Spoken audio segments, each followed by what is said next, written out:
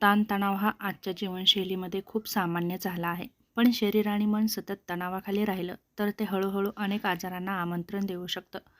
आपल्या शरीरामध्ये आणि वागणुकीमध्ये काही विशिष्ट लक्षणे दिसू लागतात आणि ही लक्षणे ओळखली तर आपण वेळेवरच काळजी घेऊ शकतो. जसं की सतत डोकेदुखी, ताण वाढला की मेंदूतील स्नायूंवर ताण येतो, त्यामुळे कपाळावर किंवा डोक्याच्या मागे दुखतं, जडपणा जाणवतो, दिवसातून वारंवार डोकेदुखी होते.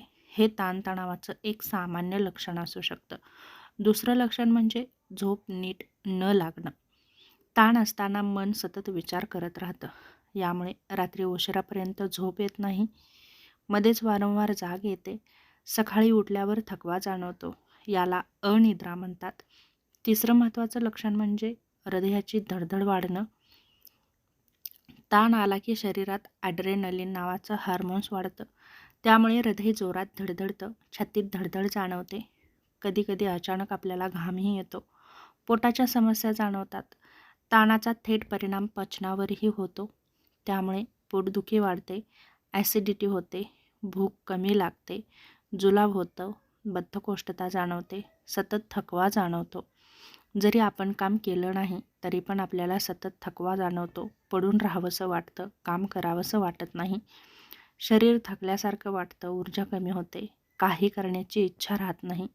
आणि हे जर दीर्घकाळ असंच राहिलं तर मात्र आपली चिडचिड वाढते. ताण असताना मनावर नियंत्रण कमी होतं.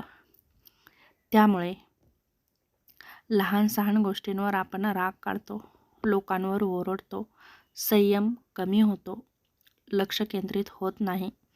ताणामुळे मेंदू व्यवस्थित काम करत नाही. यामुळे आपलं कामावर लक्ष अजिबातच लागत नाही. त्याचप्रमाणे विसराळूपणा वाढतो, निर्णय घेणं कठीण जातं, स्नायू ताठ होतात. ताणामुळे शरीराचे स्नायू सतत ताठ राहतात. याचं लक्षण दिसतं म्हणजे आपली मान दुखते, खांदे जड झाल्यासारखे वाटतात. त्याचप्रमाणे पाठदुखी होते, भूक बदलते. ताणतणावामुळे काही लोक खूप जास्त खातात किंवा भूक पूर्णपणे कमी होते. दोन्ही परिस्थिती शरीरासाठी घातकच आहेत. तेव्हा ताणतणाव न घेणं खूप गरजेचं आहे. दुसरं महत्त्वाचं म्हणजे जास्त घाम येणं. ताण वाढल्यावर हाताला घाम येतो, तळहात ओले होतात, अचानक घाम येतो, हेही एक लक्षण असू शकतं. दुसरं महत्त्वाचं म्हणजे सतत चिंता वाटत राहणं. वर्तमान काळात न जगता भविष्याची सतत चिंता करत राहणं. ताण असताना आपण सतत भीतीमध्ये राहतो, उगाचच काळजी करतो, नकारात्मक विचार आपल्या मनामध्ये सतत येतात. यामुळे आपलं मन शांत राहत नाही. त्याचप्रमाणे सामाजिक संपर्क टाळणं. ताण वाढल्यावर व्यक्ती सामाजिक संपर्कापासून पूर्णपणे दूर जाते. तसेच त्वचेच्याही समस्या जाणवतात, जसं की चेहऱ्यावर पिंपल्स येतात, त्वचेवर पुरळ येतात, केस गळतात. अशा समस्याही नक्कीच वाढताना आपल्याला दिसतात.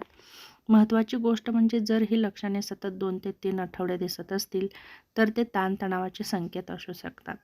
अशावेळी पुरेशी झोप घ्या, नियमित व्यायाम करा, ध्यान करा, प्राणायाम करा आणि जर गरज वाटलीच तर नक्कीच डॉक्टरांचा सल्ला घेऊ शकता.